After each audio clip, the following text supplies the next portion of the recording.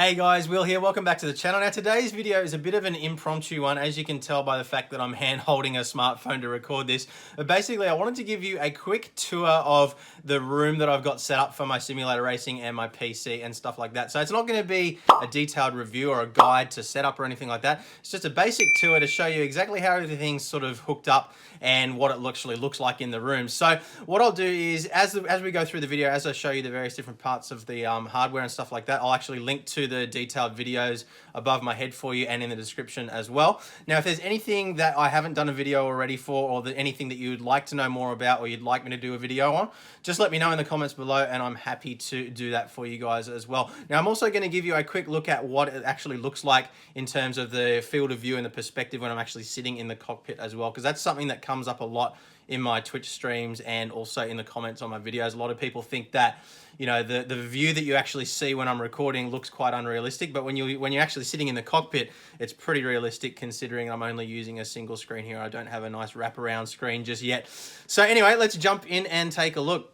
Okay, so this is the little corner of my, I guess you'd call it an office. It's actually the formal dining space of my relatively small house here, but we kind of use it as my office because we don't have anywhere else. We've got a couple of bedrooms for the kids and a spare room for when grandma stays over, things like that, as well as our master bedroom. So we don't actually have a space for an office. And one of the things I'm hoping to do this year is actually build an office in my garage so that we can have a proper space to do videos and things like that. But we make do with things the way it is at the moment. So there's my little soft light box there that I use for a bit of extra studio lighting, things like that. That's the actual PC itself there that you would have seen in some of my videos. So we'll actually start off looking at the PC here. So that is the rig itself. Obviously, I've got videos on the channel that cover all of the details in a lot of specifics, all the building and everything like that. But basically, it's a 8086K processor. I upgraded from the 8700K, running at about 5.2 gigahertz with a 1080 Ti, 32 gigs of RAM, and so forth. So moving across from the computer, there's the rig itself. So it's a Next Level Racing GT tracker, upgraded from the FGT. They very kindly provided this piece of equipment to me. So actually, to cover that just in a little bit of detail for you right now, the only equipment that I've actually been sent for free was actually the Next Level Racing GT track and the monitor stand that the monitor's sitting on. Everything else I've actually paid full retail for, including all the little bits of software, all the little bits and pieces that you see. So a lot of people criticize on the channel saying, oh, he gets everything for free. I don't actually. I pay full retail for everything. The only exception to that is that Next Level Racing have very kindly come on board and offered to provide a couple of rigs for me to test out to make videos for you guys. But anyway, that's the GT track there, and I've got to say I've been really happy with it so far. I did a bit of an overview video and you know, setup video, that kind of thing, about 2 months ago now, and I'm planning on in the next week or so making a full sort of long-term review of it because I'm very happy with it. So looking more specifically at some of the details here, we've got our FANATEC shifter and handbrake. Now, I don't actually use those a whole lot at the moment, simply because I'm mostly playing F1 2018. I've started to get into a little bit of Dirt Rally 2 as well, but I haven't really gotten stuck into those as much as I would like to just yet, which is the reason why you haven't seen a review for those just yet. Now, moving across, we've got our V3 pedals. Obviously, we've got our wheelbase 2.5 with the brand new V2 steering wheel that you would have seen my video on a couple of days ago. We've got our Alpine Stars racing gloves here as well, which have really nice grip inside them there as well. It really does make a difference. I was using just a pair of Fox Dirt Poor mountain bike gloves previously. But these definitely give you a little bit more feeling and keep the wheel nice and protected from dead skin cells and stuff like that. Now, this is a part that a lot of people ask me about a lot. This is the little heads-up display that I use. Now, obviously, I do have a video on the channel already about that, and I'll link it above my head for you right now. But basically, it's just a Sony Xperia Z1 phone from about 6 or 7 years old now, I believe. And it's basically just plugged into a charging cable via USB, which runs down to my little hub down here, which I'll cover in a little bit more detail in a moment for you. And it's running SimHub software, so you can see the SimHub software running over on my PC here.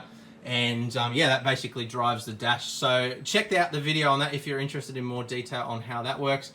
Then we've got our Samsung 55-inch panel here. So what I wanted to do quickly now is just show you exactly what this looks like from my perspective when I'm driving. So basically, I'm sitting here. This is kind of where my head sits. And I actually have to turn my head slightly to look in the mirror. So a lot of people say my field of view is really wide. Now, ideally, I probably would have my field of view more like sort of here. something like that. But the problem with that is when you're league racing, it's really hard. You can't really see the mirror. Well, you can't see the mirrors at all unless you use the hat switch to kind of look from side to side. So you kind of go like that on the switch. But that's not really convenient when you're racing. It's not really very realistic as well, I don't believe, because when you're driving, obviously you don't have to press a button to turn your head. But yeah, this sort of spatial awareness and stuff that I have when I run a more narrow field of view really makes me struggle with driving. So I find that for league racing, at least, I have it nice and wide like this. Now, the criticism is a little bit funny because it's kind of like, well, most people that play this game competitively are all using T-Cam view anyway, and I'm committed to not using T-Cam, even though I know it can be a little bit faster, simply because, you know, you spend all this money on a nice rig that's, you know, set up relatively realistically. What's the point in then using a completely unrealistic view? So that is the reason why I have that set up the way I do. And as you can see, when I turn the wheel, it pretty much matches exactly. I've actually got my steering sensitivity set a little bit more sensitive than normal at the moment because it's quite a narrow track that I've been doing in the league at the moment. But yeah, you can see it's all pretty damn realistic. I'm pretty happy with it. So onto audio. What I do is I have a Rode broadcaster microphone, which I use for most of my recording these days. And for streaming, I'm basically just running that through a cheap little USB interface that I got from J-Car Electronics. That just basically gives me a digital audio input that goes to the PC that I can control independently in terms of volume and you know, parametric equalization, stuff like that. So it also gives me a feedback loop as well. So if I want to have an additional output from my PC for audio, I can use that as well. Then we move across to my little second display here. Now I use this simply for my streaming, so I can see what's going on the stream. Now obviously, as you can see at the moment, it's showing the screen here. Now I've got my little stream deck here, which I can use to control various different panels. So we press active on scene 1. You can see it changes over to my stream starting screen and stuff like that. Now obviously I have Discord running on here as well as my stream chat as well when I'm actually streaming. At the moment, I've just got it running with Streamlabs OBS there. Now, in terms of cameras, we'll flick over to my view here for you quickly. There I am. Hello. So I've got one webcam sitting here. I use Razer Kaio webcams because I find they're really good quality, and they also have this little ring light in them as well, which is quite handy. I don't use it for my forward-facing or face-to-camera, but I do use it on my second webcam, which is the one that sits around the back here, on the back of the monitor, and shows my feet, so you can see what I'm doing with the pedals. So that is a pretty handy little thing to have here. And when we sit down in the rig, we put our feet up on the pedals like this, and we'll jump across to the game view. You can see down there, gives you a nice view of what I'm doing up here, as well as my feet on the pedals as well. Now I normally have my little overlay running there as well with my raw data from the wheel and pedals as well. Haven't got that running at the moment for the sake of this video, but that's all good. And then for headphones, basically I just use my old Astro A40X, I think it is, wireless set. So I just plug it in, bring it over to where I'm sitting, and all is well. Now in terms of keyboard and mouse and things like that, I've just got a very crude solution. It's just a keyboard sitting beside me here and a mouse, and that works perfectly fine. It was a little bit more convenient with the FGT that was sitting a little bit lower, but it does everything I need it to do. And later on in time, when I've got a bit more space and I can have a proper 3-monitor wraparound setup, I'll be able to, you know, have a proper keyboard stand and mouse stand and everything like that. But for now, it does its thing, it serves its purpose, and it all works quite well. So just on the subject of the Stream Deck quickly as well, you can see here, this is my setup for my streaming. So I've got all my various different scenes down the bottom here, audio on and off for game and for Discord chat and for my microphone, recording, streaming on and off, and then I've got my little soundboard as well. And then if we jump back out here, I've got my F1 2018 controls as well, so I can adjust my bias, diff, ERS, and fuel mix, as well as my various different information panels. So, you know, temperatures, engine, damage, pit, and the status of the car as well. So, you know, fuel and, you know, all that kind of stuff. So that works quite well. I don't actually use the ERS and mix buttons here anymore because I now have the little thumb dials on my wheel itself. But previously, before I had that, I was actually using this to make those adjustments. Now I did have a button box as well that I was using previously that you would have seen in some of my videos. Unfortunately, I pulled it apart to make some changes and managed to tear the USB port off the Arduino board itself, and I haven't gotten around to repairing that yet, so that's the reason why I'm still using the Stream Deck. But I find that actually works quite well. Now the last thing I need to show you here as well is the Buttkicker. So I've just got the little control panel sitting here, just stuck on with some double-sided tape to the side. Now the Buttkicker itself sits underneath the rig. I don't know if you can see it there. Just sits underneath the chair there.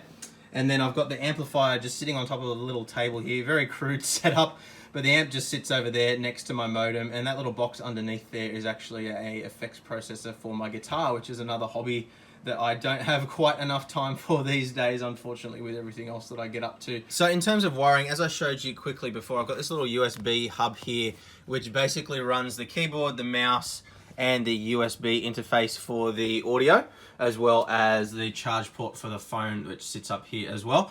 Now the actual wheelbase itself I have running directly into the back of the PC because I don't want to induce any latency there. So you can see the braided cable that runs up to the back of the PC there. And then obviously I've got my 2 monitor cables coming out, as well as my cable for my big Dell screen as well. So the TV is running off HDMI there. Obviously, being a TV, it doesn't have DisplayPort, unfortunately. And then we have our DVI output for the really, really old monitor. This is a really cheap, old, horrible monitor, but it serves its purpose just fine. And then I'm running DisplayPort for the Dell monitor there as well. Now I should mention quickly as well that in my configuration, the Buttkicker is actually connected via the sound card. So if we have a look in the back here, the audio output from the motherboard, so this wire just here, actually goes directly into the Buttkicker, and that gives me a separate channel to run the Buttkicker. And then if you have a look on the side just here, that is an optical output which I run to the amplifier or the transmitter for my wireless headphones, which sits over here. So basically I'm running 2 different audio output devices from the one motherboard, which is pretty handy. And it means that I'm able to use the effects on the Buttkicker independent of the audio. So obviously watch the Buttkicker video where I explained that in a lot more detail and how I've got all that configured. And that is pretty much it for all the configuration, I think. Okay guys, so hopefully that gives you a bit more of an idea of what it looks like behind the scenes and how my little setup in this corner of this tiny little room works. So hopefully you found the video interesting and useful. Now, as I mentioned at the start of the video, I do have links in the description below, as well as obviously the links that popped up above my head as we go for most of the hardware that you've seen in this video. If there is anything specific that you'd like to know more about or you'd like to see another video on, please do let me know in the comments and I will get onto that as quickly as I possibly can. Now, I also just want to quickly mention as well that I do have some affiliate links in the description below for most of the gear that you see in most of my videos. Now, the way that works is it's not a discount code or anything like that, but a very small percentage of the revenue from those sales goes back to me to help out with the channel. So basically, any money that I earn from the videos goes straight back into buying more gear that I can use to make more videos, to make more content for you guys. So that really, really helps the channel out an awful lot, you guys using those links, and I really do appreciate the people that have been doing that. But that's it for now. Thank you very much for watching, and I will see you in the next video. Bye.